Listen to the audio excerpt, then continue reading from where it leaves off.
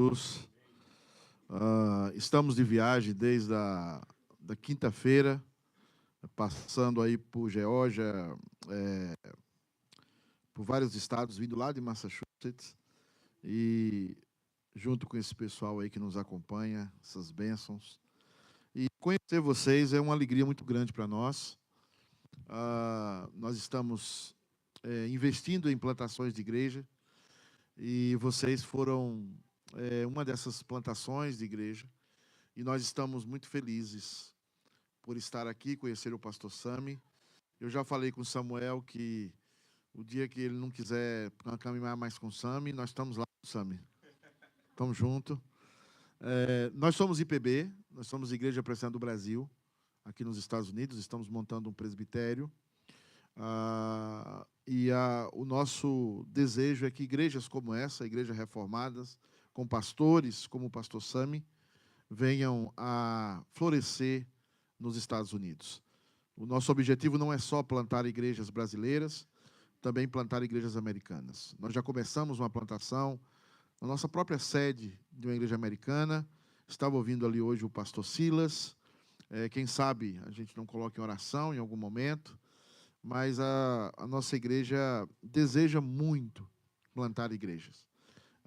E entendemos que Deus enviou os imigrantes para cá. Entre várias coisas que vocês têm realizado aqui, talvez a principal delas seja plantar outras igrejas. Plantar outras igrejas. Eu quero compartilhar com vocês, eu sei que vocês estão de aniversário, né? Esse mês aí, e o pastor Rossi deve estar chegando aí o próximo mês, não é isso? Semana. Eu quero compartilhar com vocês o texto de Lucas, capítulo 10, a partir do versículo 25 ao 37. Se você puder ficar em pé, eu agradeço, em reverência à palavra do Senhor. Lucas 10, versículos de 25 a 37.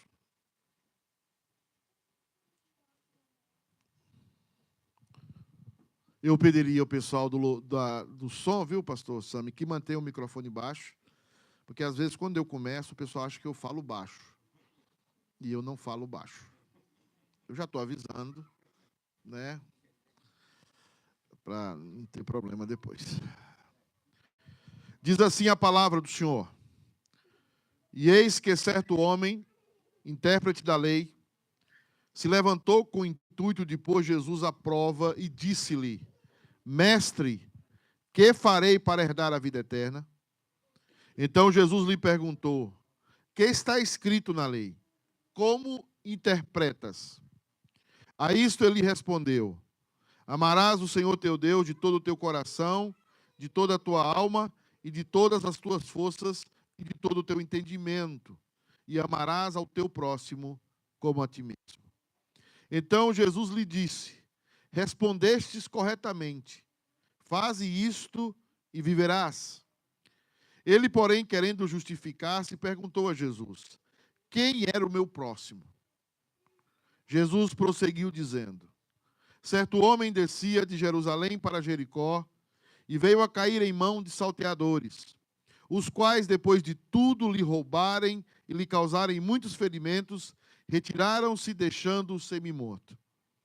Casualmente descia um sacerdote por aquele mesmo caminho e, vendo-o, passou de largo. Semelhantemente, um levita descia por aquele lugar e, vendo-o, também passou de largo. Certo samaritano que seguiu ao seu caminho, passou-lhe perto e, vendo-o, compadeceu-se dele.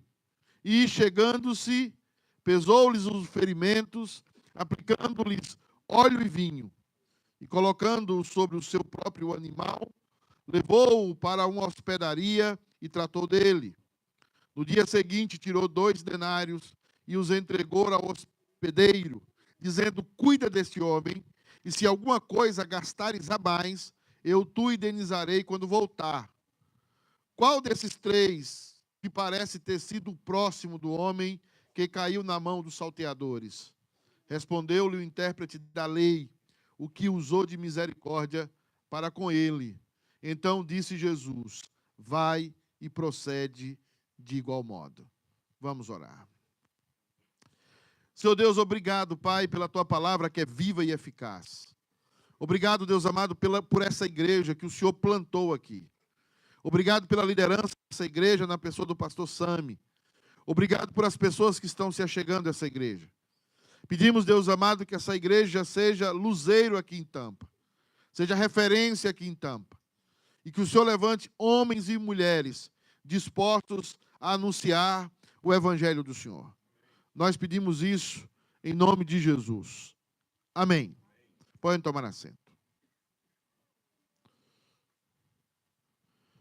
O maior problema da igreja, o maior problema de igrejas bem intencionadas, é a ideia de que nós somos salvos pela graça, mas nós vivemos de maneira a dependermos das nossas obras para sermos salvos. Ou seja, há uma concepção teórica correta de que a salvação é pela graça. Mas há uma praxis ou uma prática completamente equivocada, porque nós vivemos e somos comandados pela nossa culpa. Quantos de nós estamos sentados aqui hoje têm culpa no coração? Quantos de vocês deixaram alguma coisa para trás do seu passado? Algo que você fez hoje pela manhã, olhando o seu celular. E você está sentado aí, e de alguma forma a culpa está batendo na sua porta. E quantas vezes você aceita isso? A verdade é que o contexto da religião é uma doença. É uma doença que está atrelada ao nosso interior caído. Quando Jesus surge dentro da religião judaica, era a mesma coisa. A ideia de que a salvação vinha do chamado de Deus a Abraão, perfeito. Perfeito. Mas eles viviam constantemente achando que eles eram melhores do que os outros. E viviam constantemente tentando aplacar as suas culpas com algum tipo de obra para que as pessoas vissem. Por isso que os fariseus não faziam nada escondido, a não ser os pecados. Mas para as pessoas, eles faziam diante de todos. Eles olhavam diante de todos e vestiam roupas enormes, faziam orações extensas nas praças, porque eles queriam que as pessoas soubessem que eles eram religiosos, que eles eram próximos de Deus. E aí vem Jesus. Aí vem Jesus, presta atenção. Aí vem Jesus. E Jesus externa os intestinos da religião judaica. Jesus mostra aquilo que ninguém queria ver. E Jesus faz isso todas as vezes que a palavra de Deus é pregada no púlpito da igreja. Todas as vezes que a palavra de Deus é pregada, a nossa religiosidade, as nossas sujeiras são reveladas. Primeiro para nós mesmos. E é por isso, meus amados irmãos, que esse texto é sine qua non para uma igreja que está começando. Porque a grande pergunta aqui é o seguinte: como é que eu posso me salvar? Aqui tem um homem que é um intérprete da lei. Aqui tem um homem que quer ensinar Jesus o que é ser salvo. Como é ser salvo? E é o que nós queremos fazer todo dia. É o que o nosso interior culposo quer fazer. E a gente senta no banco da igreja, nessas cadeiras, e está dizendo para Jesus e até para o Espírito Santo de Deus, como é que é ser salvo? Ele faz uma pergunta capciosa para Jesus. Ele está dizendo: mestre, como é que a gente é salvo? Como é que a gente alcança a vida eterna? E Jesus trabalha dois pontos, que é o ponto vertical e horizontal da lei, que é o resumo de todos do decálogo e de tudo que o Velho Testamento pregava. Ama a Deus sobre todas as coisas, amando ao próximo como a ti mesmo. Faz isso e você vai viver. Ele está fazendo referência ao texto de Gênesis. Quando Deus falou para Adão, se você pecar, você morre. É o mesmo Deus que está dizendo agora para o intérprete da lei. Se você cumprir a lei, você vive. Agora eu pergunto para vocês, quem pode cumprir a lei? E ele sabia o que Jesus estava falando, e por isso Lucas usa a palavra justificar-se. Ele vai dizer o seguinte: Senhor, já que o Senhor está falando de próximo, quem é o meu próximo? Porque o israelita tinha inimigos. Pessoas que eles não falavam com eles. Os samaritanos. Irmãos consanguíneos, mas não falava. E mais do que isso, Jesus, antes de ir para Jerusalém, tentou passar numa aldeia, presta atenção, tentou passar numa aldeia samaritana, pediu pouso naquela aldeia e foi negado. Não existia rejeição maior naquela época, porque naquela época não tinha hotel, naquela época não tinha lugar para você passar a noite. A casa das pessoas muitas vezes se viam de hospedagem, e havia uma ordem expressa, tanto no Código de Hammurabi, tanto nas leis pagãs, como na lei judaica: tratai bem o estrangeiro. E Jesus foi impedido de entrar numa aldeia samaritana. E os discípulos queriam lançar fogo do céu para destruir aquela aldeia. E Jesus disse: não, nós não viemos condenar o mundo, viemos salvá-lo. E aqui está, meus amados irmãos, o coração disso.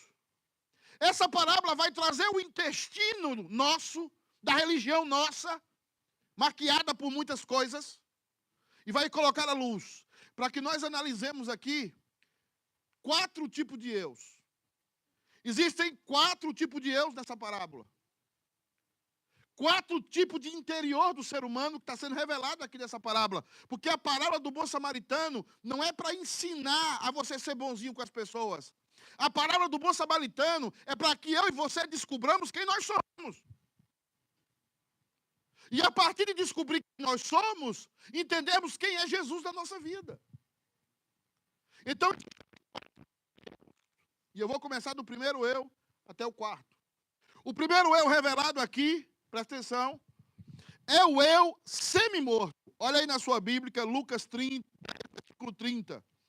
Jesus prosseguiu dizendo: certo homem descia de Jerusalém para Jericó e veio cair na mão de salteadores, os quais, depois de tudo lhe roubarem e lhe causarem muitos ferimentos, retiraram-se, deixando como semi-morto.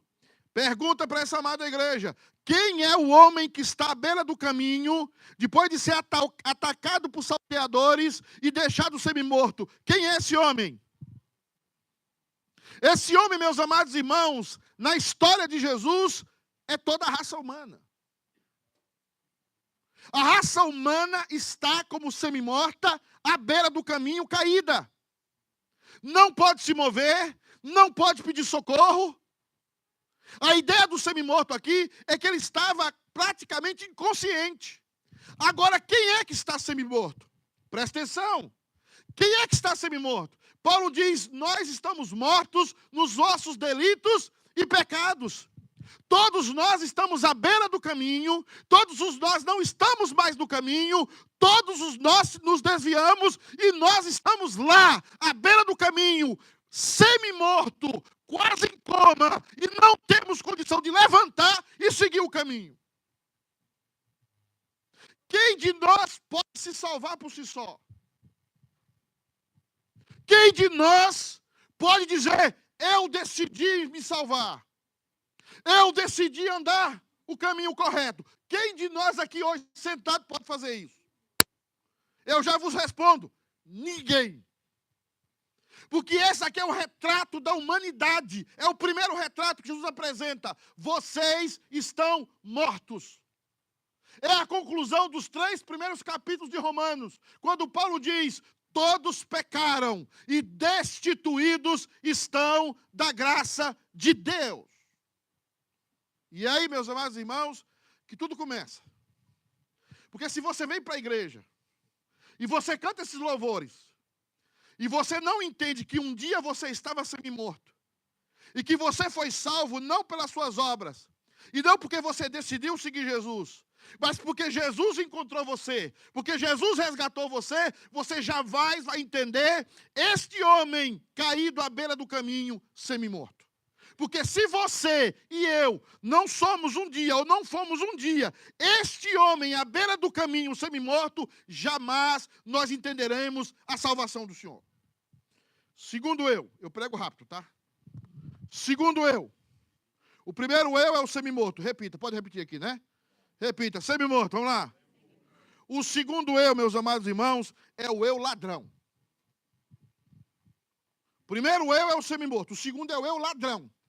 Vamos ver o texto de novo. Olha na sua Bíblia, versículo 30 de novo.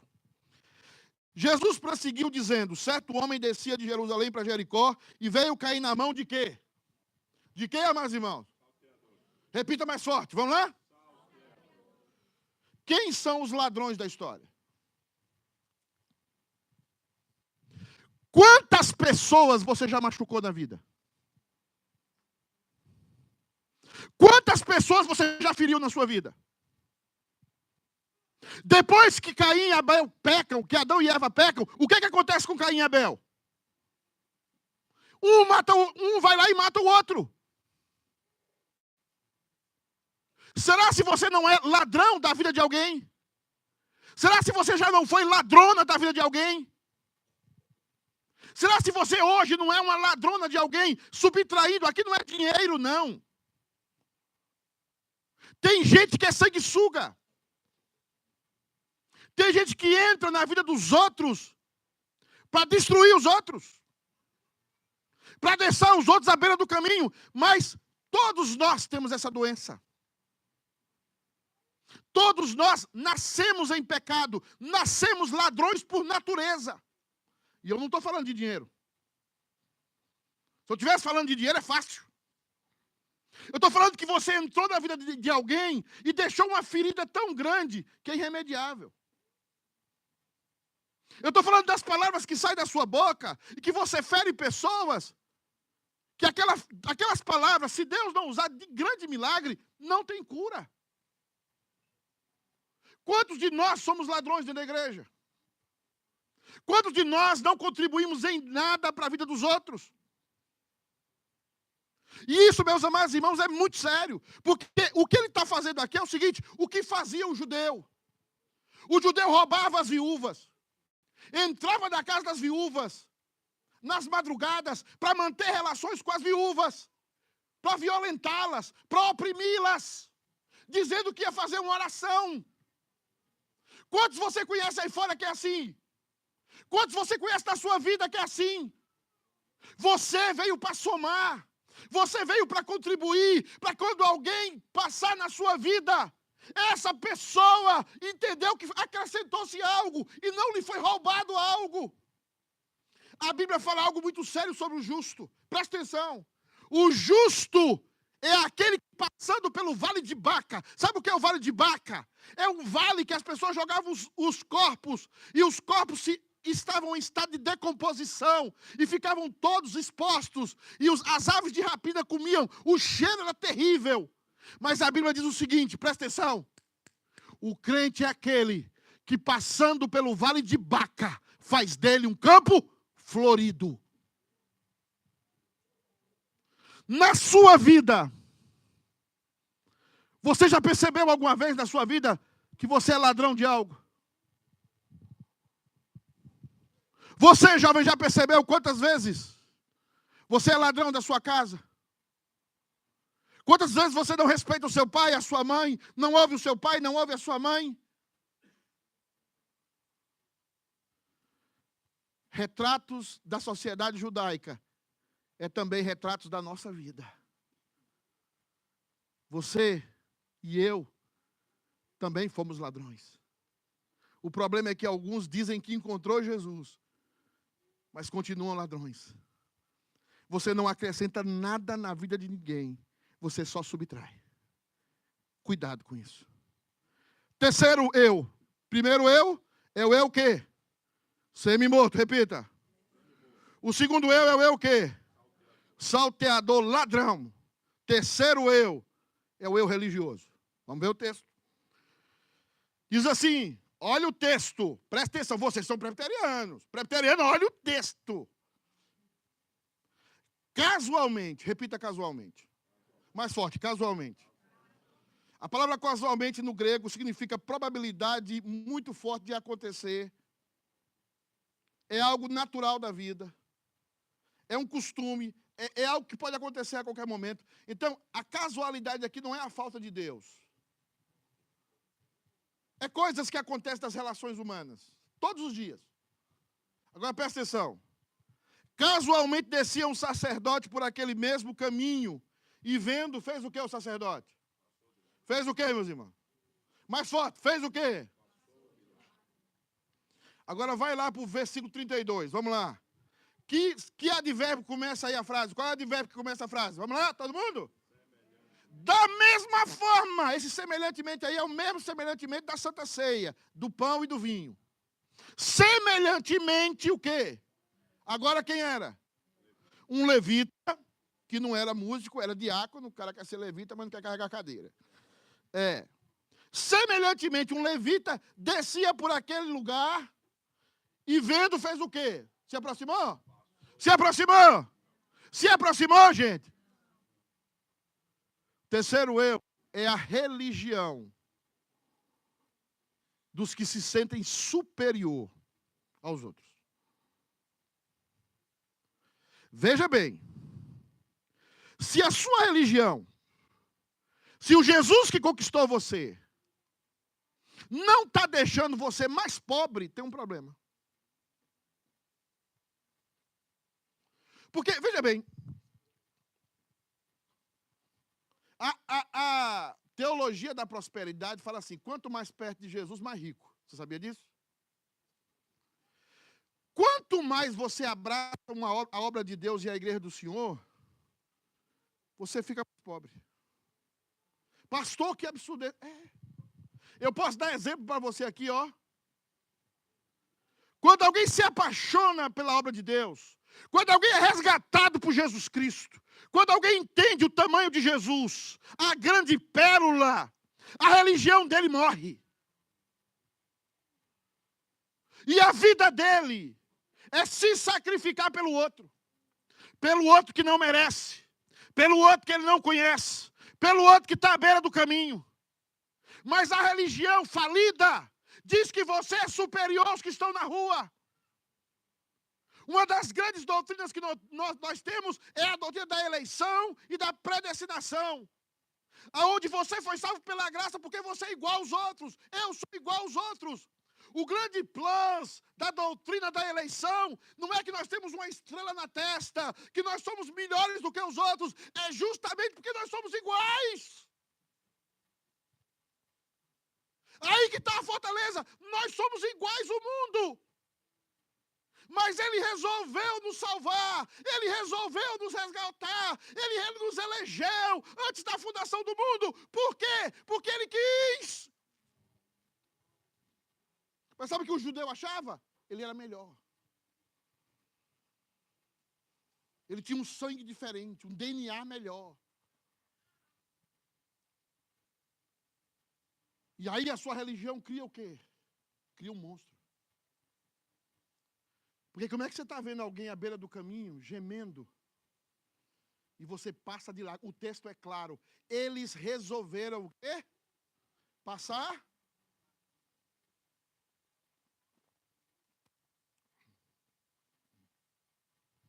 Enquanto na sua vida, a sua religião não vê a dor do outro, não se compadece do outro, você está no inferno.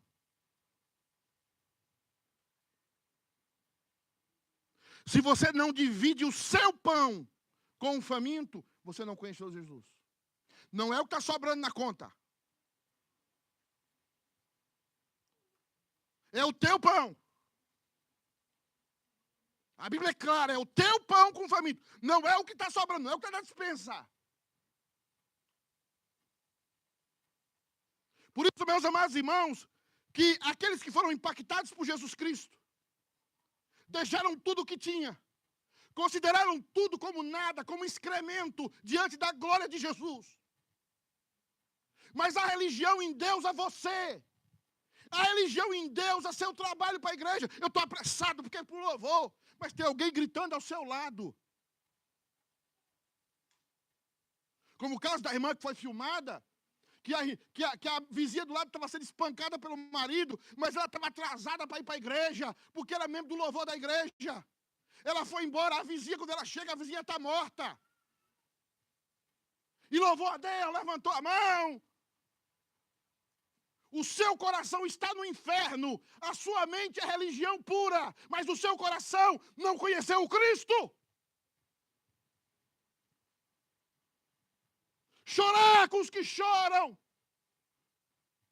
Parar à beira do caminho.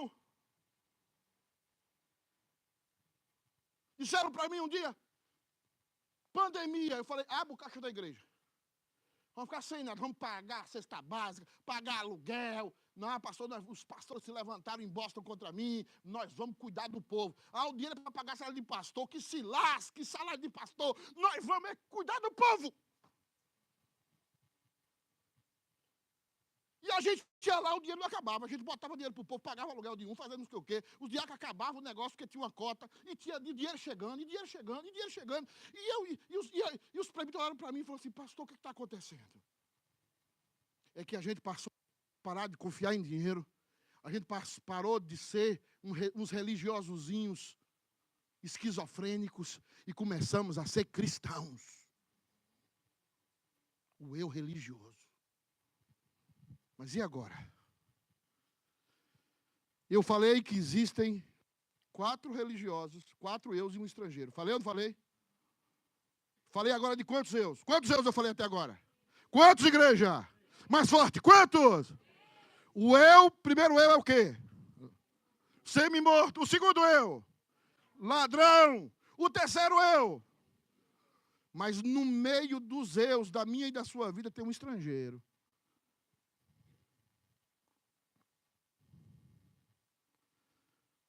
E o estrangeiro é improvável. Olha o texto, versículo 33. Certo o quê?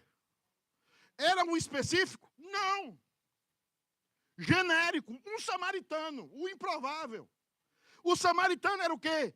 Estrangeiro. Eu pergunto a vocês, presta atenção para mim, quem é o estrangeiro da humanidade?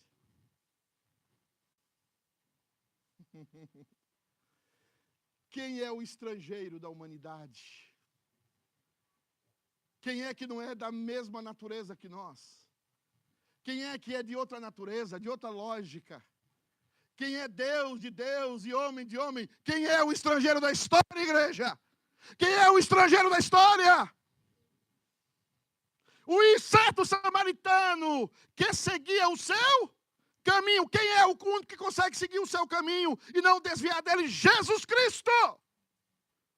O que é que o samaritano faz? Passou longe. Ele passou longe, igreja. Ele passou longe. Ele passou longe. Olha o texto. Passou-lhe o quê? Passou-lhe perto. E não é só passar perto. Ele viu. Porque isso é o que está lá em Gênesis. Quando Deus desperta Moisés e diz, eu vi a aflição do meu povo e desci a fim de livrá-lo da mão de Faraó com mão forte. O evangelho está em todo lugar da Bíblia. Está aí o estrangeiro. Mas o estrangeiro não foi só isso. O texto diz que o estrangeiro compadeceu-se dele. Você sabe o que é compaixão? Compaixão é o que move o amor. Compaixão é o que move a bondade. Compaixão é a propulsão do amor de Deus. Jesus se compadece. Deus se compadece e não fica parado. A compaixão nos impulsiona. E o que é que ele faz? Olha o texto, veja o seu texto. E chegando-lhe, a primeira coisa que faz, pesou-lhe os ferimentos, aplicando óleo e vinho, símbolos do Espírito Santo, colocando sobre o seu próprio animal, levou-o para onde? Para uma hospedaria e tratou dele. No dia seguinte, tirou 2 denários e os entregou ao hospedeiro, dizendo: cuida deste homem, e se alguma coisa gastares a mais, eu a indenizarei quando eu voltar. Meus queridos, aqui é a obra completa da salvação. Da eleição à glorificação. Perceba que o estrangeiro entra na história e muda a história. E faz aquilo que nenhum de nós tem capacidade para fazer. Nenhum de nós poderia ter essas reações e ações desse estrangeiro. E agora a ironia, um samaritano. Por que um samaritano? Porque às vezes Jesus e Deus se tornou nosso inimigo. Porque nós temos uma natureza e ele tem outra natureza. Nós caímos no Éden, mas ele é santo. O que para nós é de valor, para ele é absurdo. O que nós colocamos como maior valor, para ele é um absurdo. Quem teve esse encontro com Jesus, sabe que Jesus é assim. Sabe que ele chega perto da gente. Sabe que ele conhece as nossas dores, as nossas sujeiras. Sabe que ele se aproxima, que ele nos limpa, que ele cuida, que ele paga. Sabe que ele nos ama profundamente. E quem teve um contato com Jesus, e quem andou com ele, que teve uma experiência com ele, vive uma vida completamente diferente. O problema da igreja não é um problema netamente de teologia. O problema da igreja é um problema de conversão. A maioria de nós está vindo para a igreja com tantos motivos e com tantas prerrogativas. Mas não é porque teve um encontro real e verdadeiro com Jesus Cristo. Porque quando você tem um contato com o estrangeiro, você muda. Sua vida muda. Porque não há nada mais impactante na sua vida do que Jesus. Olha, uma das pessoas que mais mudou minha vida foi a minha esposa. O Sam conhece minha esposa e a Kelly também. Uma velhinha de 50 e tantos anos, né? Não. Fabiana mudou a minha vida. Se ela é humana, pecadora, tem essa capacidade usada por Deus, imagina o que Jesus fez comigo. Como é que você diz que você o encontrou e você é esse monstro? Como é que você diz que você o encontrou e você tem essas reações? O encontro com o estrangeiro samaritano muda a nossa história. Primeiro lugar, qual é o primeiro eu? O eu semi. Qual é o segundo eu? Qual é o terceiro eu? Depois de conhecer o eu estrangeiro, sabe qual é o último eu? O eu misericordioso. Repita, o eu, mais forte, o eu misericordioso. Olha o que diz o texto a partir do versículo 36. Qual desses três te parece ter sido o próximo do homem que caiu nas mãos de salteadores? Respondeu-lhe o intérprete da lei. O que usou de quê, igreja? O que usou o quê, igreja? Para com ele. Então disse-lhe Jesus o quê? Vai e o quê? Seja misericordioso da mesma forma. O que é que o Evangelho faz com você? O que é que o Evangelho faz comigo? O Evangelho nos transforma em misericordiosos. O legalista jamais conheceu Jesus. O legalista é a lei para os outros e o amor para ele. O legalista acha que é melhor do que todo mundo.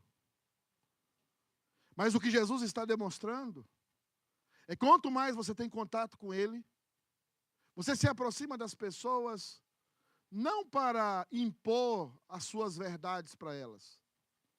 Você se aproxima delas para mostrar a sua misericórdia. Só existe um ser capaz de mudar o homem. E esse é o nosso Deus, agindo através do seu Espírito. Não é por força, não é por violência. A ação de Deus, amados irmãos, não vem através da justiça humana e da força humana. O que Jesus está demonstrando aqui é que aquele estrangeiro faz a função de cada um de nós. O cristianismo aponta para um grupo de pessoas que foi alcançado pela misericórdia. E essas pessoas, o que elas mais têm é misericórdia. E já se diz por aí, eu concordo. Eu concordo. A gente dá o que tem. Se você tem legalismo, seus filhos vão ser legalistas. Se você é alguém invejoso, você vai dar inveja. Se você é alguém maledicente, você vai dar maledicência. Mas você teve um encontro com Jesus Cristo, você vai aprender a ser misericordioso, porque Ele foi misericordioso com você. Quantas pessoas na igreja não falam com as outras? Quantas pessoas na igreja, tem até pastor que não fala com outro? E está na frente da igreja. Eu recebi um pastor no meu gabinete, eu recebo muitos pastores. E eu faço entrevista, ele falou assim, pastor, eu estou aqui na igreja, mas eu não falo com fulano. Eu falei, o que é que ele fez? Não, ele não me botou para pregar tantas vezes, não fez isso. E você, não, ele falou que ia botar e não botou. E eu odeio ele. Eu falei, então você, tchau. Deus lhe abençoe. Por quê? Porque você é alguém rancoroso. Se alguém tivesse matado o seu filho e bebido o sangue, você tinha que perdoar. Ou você é crente ou não. Nós não somos como o mundo. Nós não reagimos como o mundo. Nós somos o povo que segue aquele que está cravado numa cruz e diz, Pai, perdoa-lhes, porque eles não sabem o que fazem. Porque é na hora da dor que o que você é realmente sai à flote. Vem à tona. Quando tudo está bem, meus irmãos, quando tudo está bem, você tem muitos amigos e muita gente próxima. Você só conhece as pessoas no deserto. Você só conhece as pessoas quando você não tem nada para dar para elas. E elas batem na sua porta e dizem assim, o que é que eu posso fazer por você? Como é que eu posso cuidar de você? Eu sou um pastor muito duro, irmãos, na City Key. Está aqui aí, ó, o povo aí, ó. Os 3 diáconos que estão comigo aí, esses 3 varões galileus. Sabe que eu não sou uma pessoa fácil. Porque o que eu mais vi aqui na América foi imigrante legalista. Quando não tem documento é uma coisa. Pegou o documento, vira o Satanás, chupando manga. E eu tenho defendido a legalização, não sou a favor da ilegalidade, mas eu sou muito mais a favor. O que é que nós podemos fazer? É meter a mão no dinheiro? Então é o que nós vamos fazer. O que é que nós podemos fazer? Nós recebemos misericórdia. E se você recebeu misericórdia, você dá misericórdia. Não é estar de acordo com o pecado, não é estar de acordo com os erros da pessoa, é tratar tudo isso, mas tratar com misericórdia. O primeiro eu, somos nós. O segundo eu, somos nós. O terceiro eu, somos nós. Aí Jesus entra na nossa história e produz um quarto eu, uma nova natureza, que é a misericórdia. Eu espero que você saia hoje da igreja entendendo que Jesus fez com você foi misericórdia. E o que Ele vai pedir a você e ensinar a você é você agir com os demais como Ele agiu com você. Porque quem planta misericórdia vai colher misericórdia. Quem planta misericórdia vai alcançar misericórdia. Mas se você vive uma vida dura, rígida, legalista, o seu legalismo um dia vai alcançar você.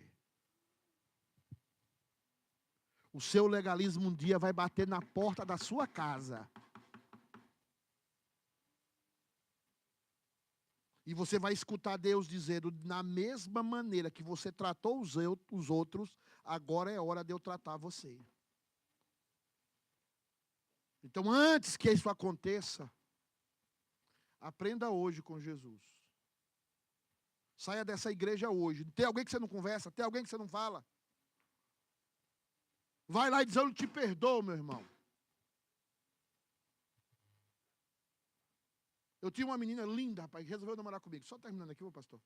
A menina linda, resolveu namorar comigo, meia cega, mas linda, linda, linda. Só é mais feia que a Fabiana, mas linda. Está sendo gravado, eu tenho que falar isso.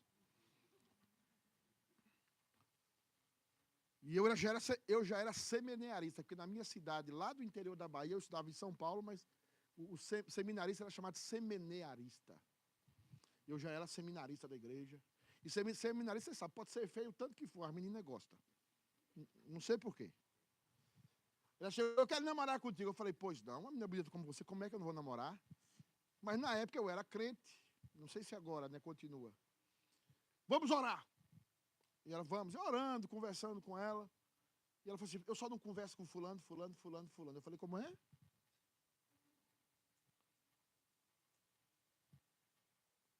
Eu tenho ódio desse tipo de gente. Já conhece pessoas assim? Eu tenho raiva disso, tenho raiva daquilo. Eu falei, minha irmã, está terminado. Como que você vai terminar comigo? Todo mundo quer namorar comigo. Eu falei, Deus me livre, você é o Satanás. Eu quero alguém livre. Eu quero alguém que entra e sai de qualquer lugar.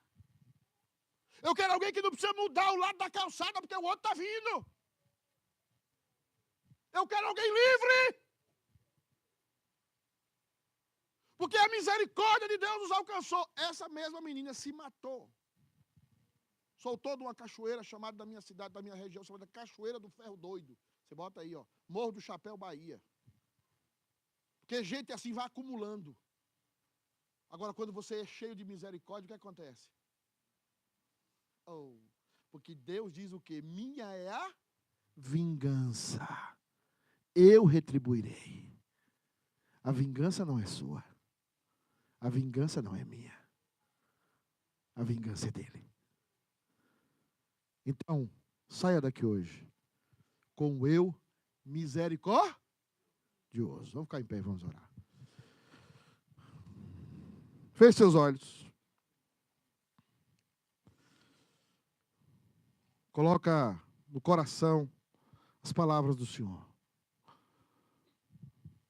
Seu Deus, eu peço que o Senhor coloque no coração dessa igreja e do meu também, que um dia eu estava semi-morto, que um dia eu era ladrão de pessoas, do coração, dos bons sentimentos, que um dia eu era um religioso, mas que depois que o estrangeiro chegou na minha vida, depois que o estrangeiro alcançou a minha vida, cuidou de mim, depois que o estrangeiro cuidou das minhas feridas, eu me tornei o eu misericordioso.